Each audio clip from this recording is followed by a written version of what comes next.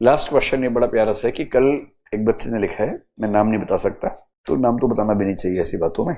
उसने लिखा है कि yesterday my roommate tried to kill himself but I reached flat at the right time, so we talked and I was able to answer all his questions except दो तीन questions हैं। एक तो ये कि वो थोड़ा अपसेट है, उसको लगता है कि भगवान मेरे साथ ही ऐसा क्यों कर रहा है, God, karma, etcetera. So how to deal with this, and he has not been able to move on from all this even after 2 years। 2 years पहले उसकी मम्मी की डेथ हुई थी, उस इंसिडेंट से बाहर निकल नहीं पा रहा है। अच्छा, his mother expired and his partner left him, इससे उसकी मेंटल हेल्थ बड़ी खराब हो रही है। तो ऐसे में क्या करें? देखो, जब जब आपको लगे कि आपकी जिंदगी बहुत खराब है, किसी ऐसे से मिलिए जिसकी जिंदगी आपसे बहुत खराब है। मैं आपको एक रिसेंट एग्जांपल कल का ही देता हूं। कल मैं जब यहां से निकला, मैं जब घर जाता हूं तो आधा घंटा कार में जनरली फोन से बात करता हूं उन लोगों से जिनसे पेंडिंग होती हैं बातें। तो कल मैंने किससे बात की आपको बताता हूं, ठीक है? There is a girl, very intelligent girl, और 3 साल पहले मैंने उसके आंसर चेक किए। She belongs to Hindi literature subject, so she is my student. तो जब मैंने उसका आंसर चेक किया, मैं रेयरली किसी बच्चे को ऐसा बोलता हूं कि तुम्हें आईएएस बनने से कोई रोक नहीं सकता, ये बात मैंने उसको कही।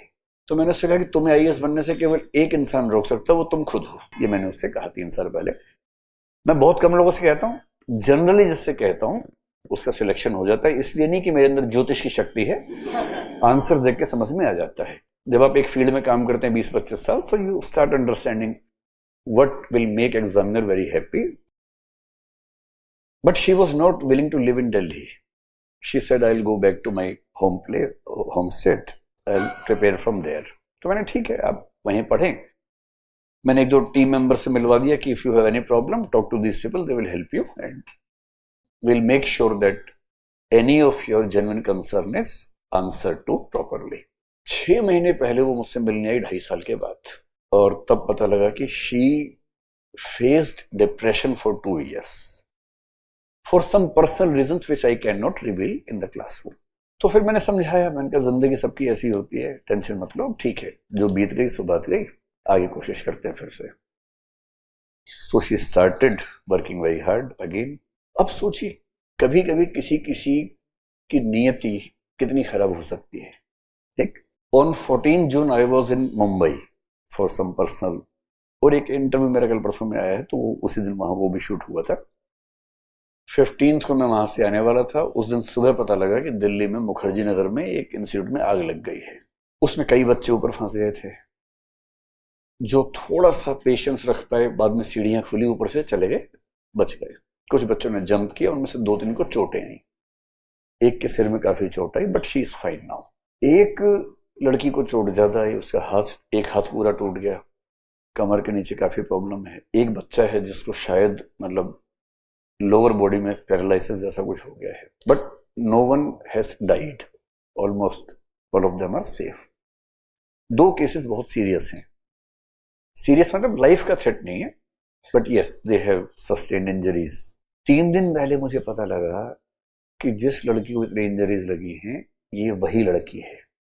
अच्छा, मुझे 1 महीने से ये पता था कि इस नाम की एक बच्ची को चोट लगी है, but I never imagined she can be that person. 3 दिन पहले मुझे उसका मैसेज आया, और उसने बहुत सारे फोटो और वीडियो भेजे, जो उसके ऑपरेशन हुए, सर्जरीज हुई, क्या क्या हुआ, वो सब बताया। So I talk to her 2 days बैक। Yesterday again she had sent me a message that I want to talk to you. So I talked to her for around 30 minutes yesterday. उसने कहा तो नहीं, पर उसकी बात का भाव यह था कि why me?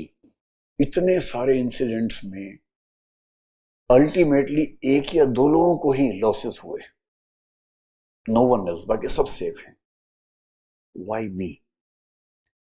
और उसको ठीक होने में भी 6 महीने लगेंगे। कंप्लीट बेड रेस्ट, उसको करवट लेने की भी छूट नहीं है, क्योंकि काफी इंजरीज हैं बैकबोन वगैरह में। So at least for 3 more months she can not even move from the bed.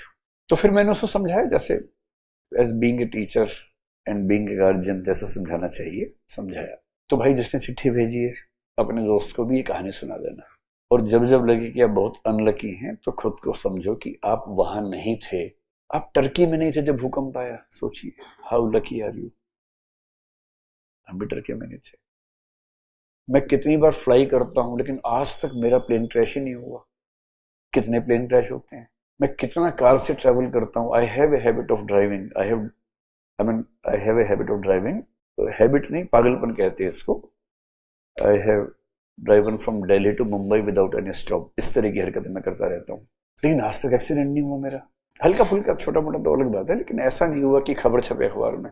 कईयों का होता है, कोई खाई में गिर गया, कोई कहीं हो गया, किसी गाड़ी में आग लग गई। हम तो अब तक ठीक चल रहे हैं। So we have hundreds of reasons to be happy, but we have a tendency to focus on what we don't have, not on what we have.